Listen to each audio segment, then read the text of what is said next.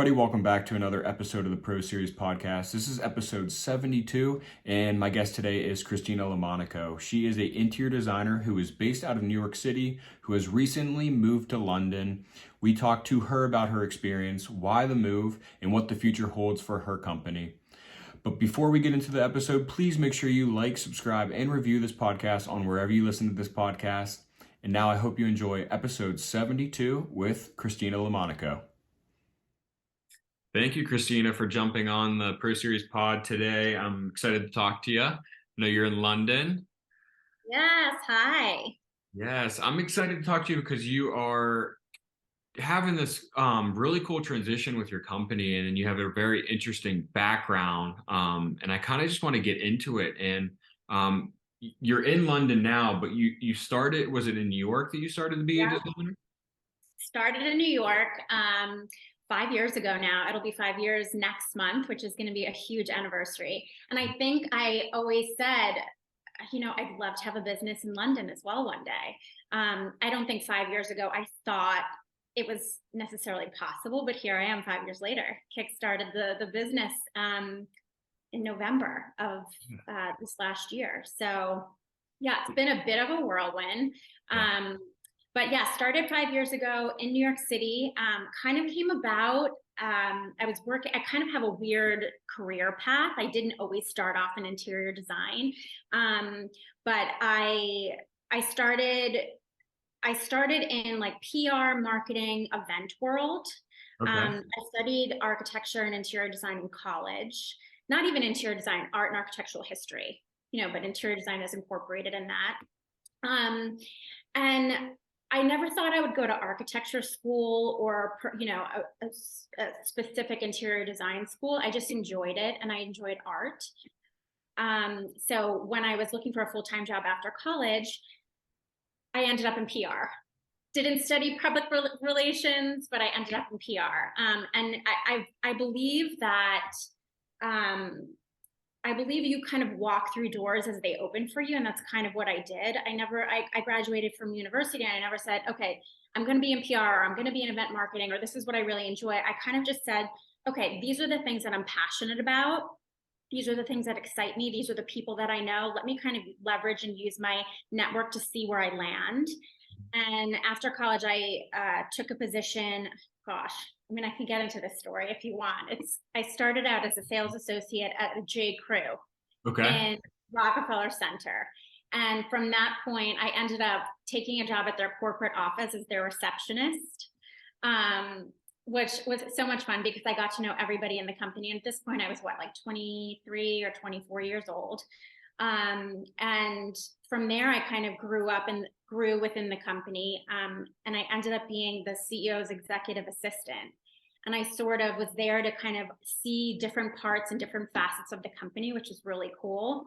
And then when I realized sort of where I wanted to be positioned within that company, it ended up being more in like the marketing PR side, moving, grooving, networking, that kind of thing. And then I was recruited by, at the time, the recruitment agency that we had used for J. Crew was sort of like a headhunter that we used to hire some of the people within the company. So I had reached out, and he had a position opening for me over at Food Network.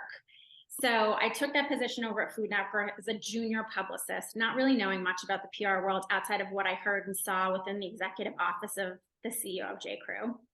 And I realized quickly that it was just a little bit too niche in like food. And at the time, we were working very closely with the South Beach Food and Wine Festival and New York Food and Wine Festival, and and I was recruited to then work for them. And their number one sponsor was American Express. I got very close with the people at American Express, and then I was offered a job to produce their food and wine events at Amex, which then led into another job and led into another job. So it kind of goes back to what I was originally saying, in that kind of walk through the doors that open for you and see where you land. From that point, I took this job producing these food and wine events, but then they led into fashion events, and then they led into like home design events. And so I was traveling all over the world with Amex and staying at these 5-star hotels. My job was for their Black Card members. So I was taking these 10 Black Card members. They would sign up for these experiences, once in a lifetime experiences that we would curate. And I would be putting them up at 5-star hotels and, flying them first class. And, it was everything from dinners with private chefs to private fashion shows with, fashion designers. So it was an incredible experience at the time. And I think now looking into what I do on a day-to-day basis today, it lends itself very well to what I do, because I feel like I say that interior design is 5% design, 95% dealing with people, and a huge hospitality aspect to it. Because we're logistics people at the end of the day. We're designers, but it's 95% logistics and 95% managing the client to make sure that they are completely happy. So I worked for American Express for 5 years, producing all of their, high net worth events for these high net worth clients. So I really was thrown into a world of luxury that I now look back at and say, now I have the clients and they're my clients and they're essentially these Black Card members that I work with. So I understand what they're looking for. I understand the level of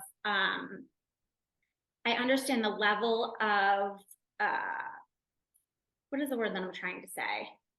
Level of luxury, level of hospitality, level of perfectionism, I guess, that they require when they pay for something very expensive. Yeah. Yeah, it was an incredible experience, and I learned so much, not just in terms of design, but in terms of hospitality, in terms of being proactive in every level. And I think I use a lot of those skills now for my job. So from that point, I then was recruited to work for Condé Nast, and I worked for Condé Nast and Architectural Digest. Oh, wow. And I was producing all of their events. So for Condé Nast Traveler, again, I was traveling the world, seeing places, but then with sort of a different lens, because I wasn't producing the events for their card members. I was producing events for their advertisers. So it was a hotel group that we needed to produce an event at, or a champagne company that we needed to incorporate the champagne, or whatever it may be. So I was then working for our advertisers, which were high-end luxury hotels.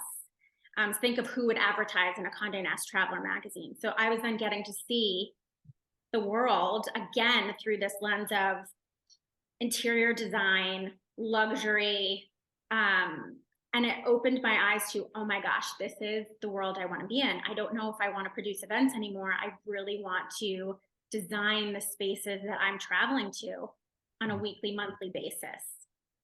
Yeah, it's so funny, like as you say this, how it's about while we're recording this, I'm at like episode 68. I've recorded maybe 70, almost 80 episodes. So some haven't released, but one thing is in common with everybody, because we're creative minded people, we're so open minded people as well. And you just kind of follow the path on where you're supposed to go. Absolutely. And that's all I'm hearing from you right now. And that's awesome. Yeah. Like It was really crazy. And I have to say, some people really seek out their jobs, right? And they get the job and they're unhappy with it because they forced like a square peg into a round hole. Yeah. I do feel like I just said, okay, this is an opportunity that kind of sounds cool. I feel like I would fit into this role. Let's see how it goes. If I hate it, I can find something else. But I do believe that everything that I've done thus far has kind of been, it's interesting because in my professional life, I'm so good at just like letting go and letting things happen, and where I'm supposed to land, I land. Hence the reason I, left New York and moved to London. I was just like, yeah, it's going to work out. We'll figure it out when I get here, with one client. But yeah, I think it's so important. If I were to say to interior designers or anyone trying to get into business, like you really just need a whole lot of passion and hustle, drive, passion. And I truly believe that you will end up in a good place. Like I've never really worried about money and where my next paycheck was going to come from. I just knew that if I worked hard enough, I would figure it out and the money would come. Yeah. If you're happy with your day to day and you're happy and passionate about what you do, I guess, maybe it's different for other people, but for me, I've just been able to monetize what I love. Yeah. I feel very fortunate that I've been able to do that. But yeah, and just like I said, walk through the doors that open. Yeah. So I'm going to talk about, so you started in New York and now you're Yeah. in London. What was harder, starting from scratch and creating the business in New York or bringing over an existing business to a completely different country, city, everything? Which one was harder? So if I go back and look at the most exhilarating and exciting time of this 5 years of my business, it was the first 6 months. And I say that because I didn't know where my paycheck was coming from. Mm. I quit my job. I didn't have a client necessarily lined up that was going to be paying me the salary that I was making prior to leaving my last job. But there was something so exhilarating about not knowing what was next and kind of like putting my hands up and saying, okay, we got this. It's going to happen. Let me just connect with these people this beautiful group of people that I've, culminated over the last 10, 15 years. And Mm. surely there will be connections within that. So I reached out to a few people that I knew, and from that point, it was connected to this person and connected to that person, and before I knew it, I had my first client. And within the first year of business, I had 12 clients. So, and I know that sounds insane to say, like within minutes, I had 12 clients, Yeah. but it just sort of happened that way. And I think that it's because that first 6 months was so much fun for me. I was entertaining this one, going out to dinner, I was having lunches, I was meeting new people who I hadn't met before, I was talking about my history and my past. And it was so exciting to kind of see what the last 10, 15 years of my career could lead to.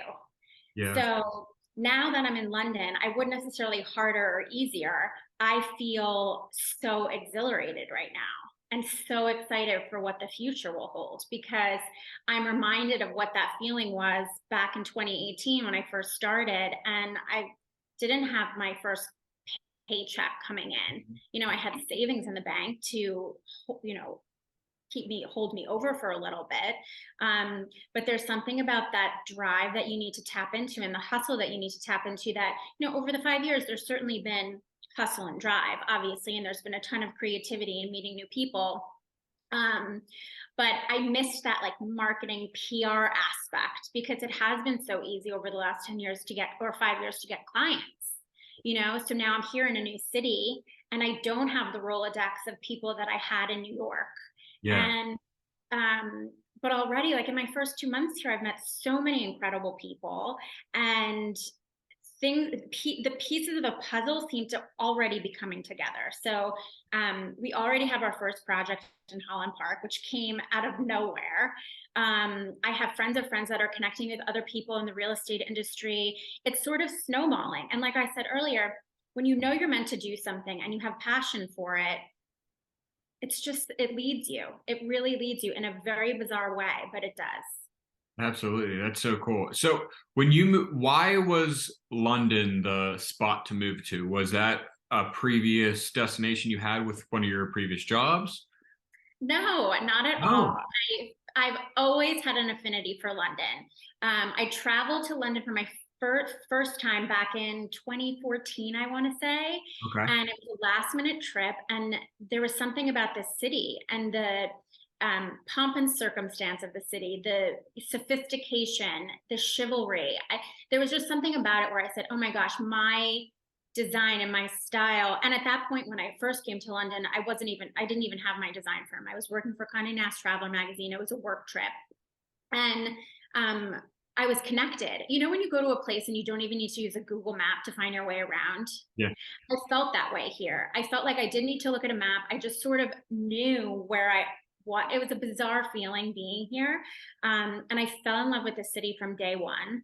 And I just said, at some point in my life, I must live there. And when I started this business and I was able to kind of have more flexibility, and I didn't have to tell a boss, I'd like to travel, or I'd like to take 2 weeks off, or whatever it may be. And I realized, well, now I'm kind of in a position where I can split time between New York and London if I wanted to, or start the business in London and somehow figure out a way to maintain business in both cities. Now's the time. So back in May, one of my dear friends moved here. and she's very connected in the interior design industry, but from a PR perspective. So she is a writer, and works with a ton of interior designers, a ton of like fabric companies, and furniture makers. And so she's like, why don't you come over, see kind of how it is? I'm like, you know what? I feel like now's the time. I said it when I first started the business that I want to be a global company at some point.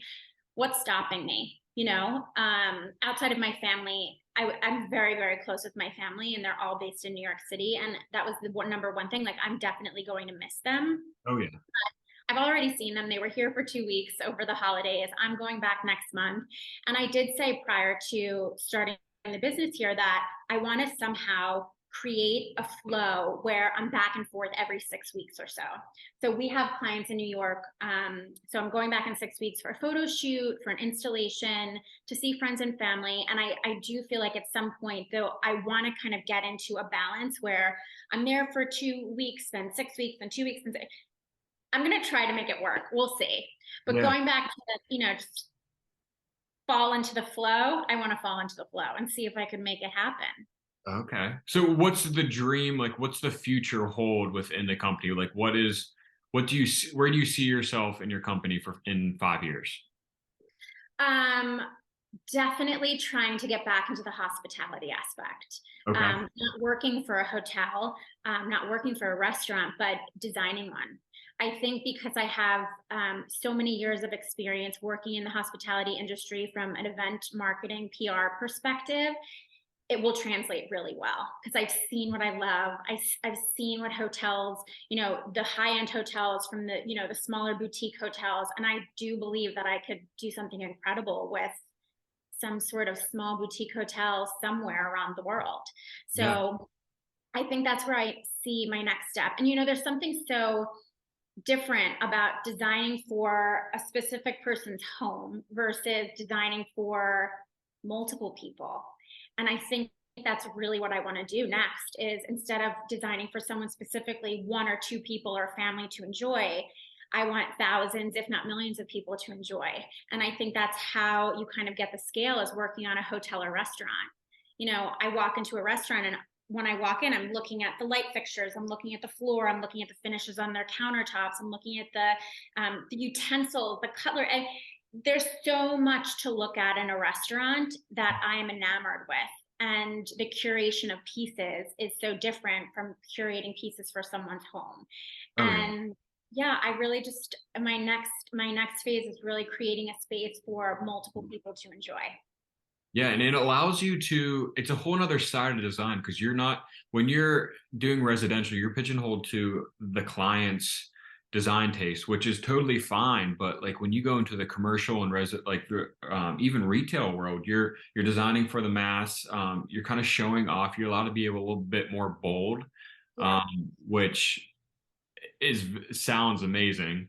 And I can't wait to see what you could do for that. So are you open to go really anywhere in the world to do that? Yeah, I think so. I think what London has really opened up for me as well is, your 2 hour train ride from Paris, your 3 hours to Italy. I could be on a plane to Dubai in 5 hours. So it just feels like the world is so much more accessible from London. Mhm. I mean, I know you can get anywhere from the United States as well, but I felt like, okay, 3 hours, you'd be in Florida from New York. There's not many places that you can go within the United States that give you such a completely new set of cultures in the Mhm. United States as you are here.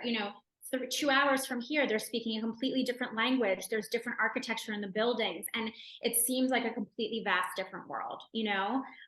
So I think that's what I'm really enjoying right now, is the fact that I could be, in a completely different culture in 3 hours. Oh, absolutely. So now that you are in London, you were talking that you had clients in New York. Are they still active job sites like going on? Yes, they Oh, are. So we had, I transitioned it, so before I left, I wanted to make sure that our large scale renovations were wrapped up. We have one renovation that wasn't wrapped up in time, but I have an incredible team that's on the ground in New York that's sort of managing it with me overseeing it. So I'm overseeing it from afar right now via FaceTime. But our other two clients that we have in New York right now are just soft furnishings. So we Okay. installed phase one of their furniture prior to me leaving, and then we're installing phase two when I go back in a few weeks. So I'm sort of managing my trips as in coordination with my clients' deliveries, essentially. Um, so I think what I will do, I mean, the goal I think in the next year is hiring someone, another me in New York to really oversee, because like I said, I'm taking calls at 11 o'clock at night, because there isn't another me to manage at that level and make decisions quickly, without them saying, oh, I need to get in touch with Kristina. Let me see what she thinks about this. I need someone on the ground that can make those decisions without me. Absolutely. So yeah, so if I continue the renovations in New York, I'm definitely going to be hiring someone a little bit more senior, Yeah, which I absolutely. haven't had. I haven't had that before, and it should be interesting to see, because I haven't given up the reins of design. Like, I can give up the reins of project management, but I haven't given up the reins of design. And to have somebody kind of like take what I think I would love is to have some, like, bundle it up in a package, hand it over to them and say, okay, there you go. It's all here. Yeah, Execute. yeah, That's the dream. absolutely. Yeah, because your name's still on the company, so it's hard to give that part up because that's, I mean, in a visual field that we're in, project management, yeah, that's the business within the company, but the actual look of it is what is your name. That's what people are seeing, your identity. It is. And I'm a bit of a micromanager, I would say. I hate to be a micromanager because I hated micromanagers in my old profession. Yeah, but this is the profession to be a micromanager because of every detail, and there's so many details. There's so many details. And I think what I'm struggling with right now within this renovation is I am such a perfectionist where, if the tile guy is putting in tile, I want to be checking out every little inch of grout to make sure it's the exact same width. I want to make sure that all of the moldings are perfectly put in and nothing is off centered or nothing is uneven. And I think from afar, that's really something that my eye can't see via FaceTime or Yeah. virtually. So that's been a little bit of a struggle, I would say, but it's nothing that I can't manage at some point. I do want to get the business here up and running, and then I think I'll be able to go back and forth a little bit more frequently. I mean, it's a 5 hour flight, so it's not far. Yeah. No, Okay. it's like 5 hours. Yeah. So last question before we wrap up. When you were going to London, I mean, you networked a lot in New York, in the United States based contacts and stuff. So vendor wise, when you went to London, I mean, I know a lot of my vendors don't ship overseas and they're strictly US. So how hard was it figuring out new vendors and just getting supplies and stuff to spec out for jobs in London? I'm still figuring it out. Okay. And when I started in New York 5 years ago, it was kind of like fake it till you make it, because I wasn't in the interior design industry. So I was starting at ground zero and I didn't have vendors in New York. So it was kind of like, all right, where do I go for this? And I remember in the beginning, I was shopping at stores like West Elm and, Restoration Hardware, and not knowing that there was such a benefit to shopping in just trade only accounts where I would get this 60 to 70% discount and then be able to mark things up for my clients. And so that was sort of a fake it till you make it period. Again, that first 6 months. And as you know, there's High Point Market, which is in North Carolina, which is the huge furniture trade show. And an interior designer friend of mine had said, like, I think you should probably go down there because you'll get to see all of these trade only vendors. So I went there, and I found my slew of people that I started shopping from. Here, it's a little bit different. I mean, there's Salone, there's like all of these luxury trade shows that are happening. I'm actually going to one in 2 weeks in Paris. But it's lining up in London, lining up my contractors. I've met with 3 so far. I feel like I'm interviewing them to understand what their process is. I've met with several upholsterers because I feel like I need my person who, can design furniture for me, because I feel like throughout the pandemic, that's all I was doing because I couldn't get product from anywhere. I was designing my own stuff. So I think how I've done it so far, so this is my new flat sitting behind me. And I think by decorating or starting to decorate this flat, I've met people along the way.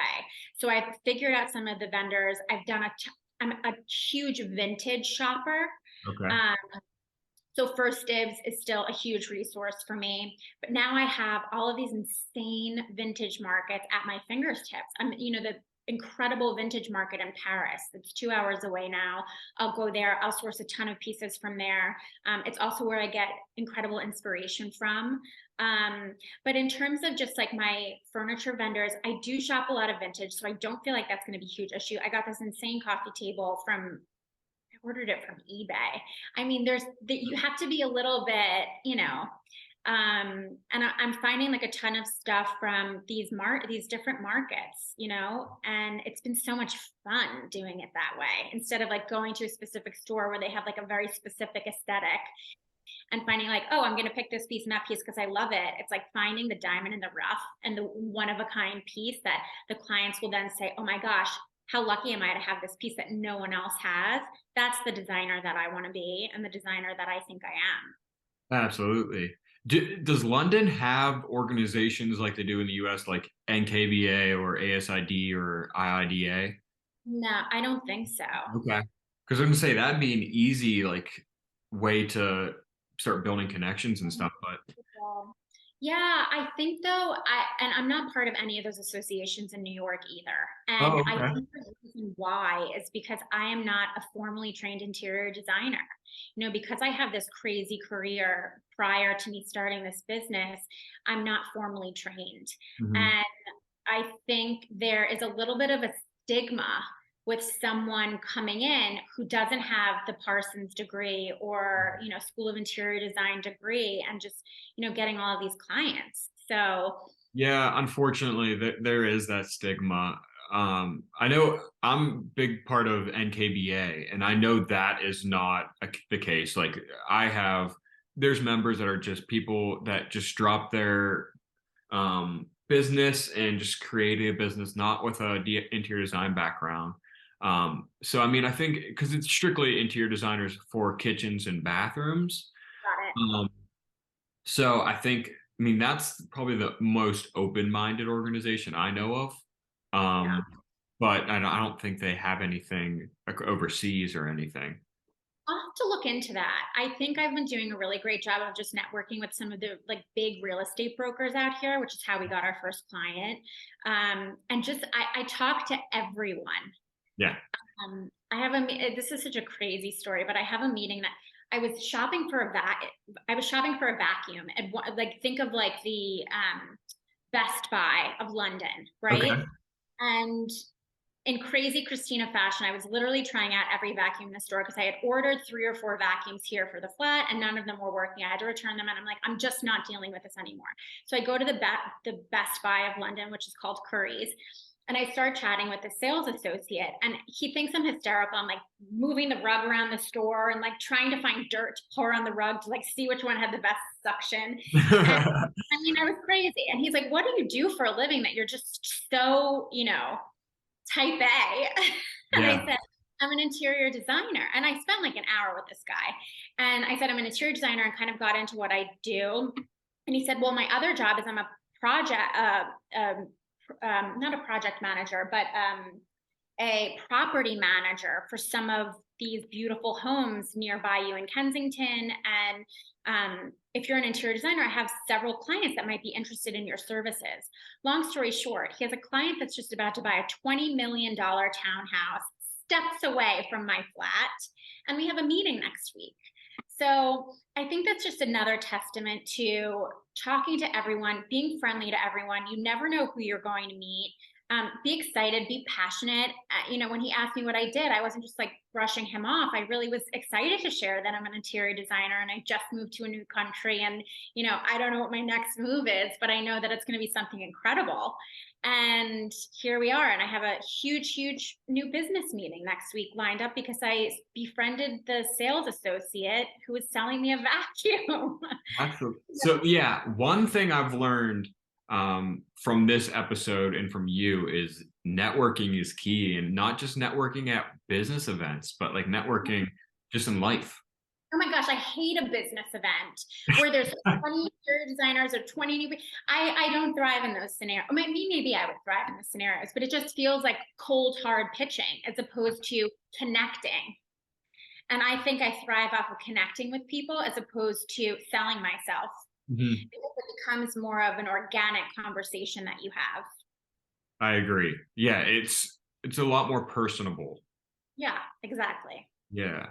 Awesome. Well, I want to thank you for coming on today. Thank you for I having want me. to, yeah, I want to finish off and just have you promote where people could follow you on social media, any website, anything. Sure. So you can follow me on Kristina_Lomonaco, and it's Kristina with a K.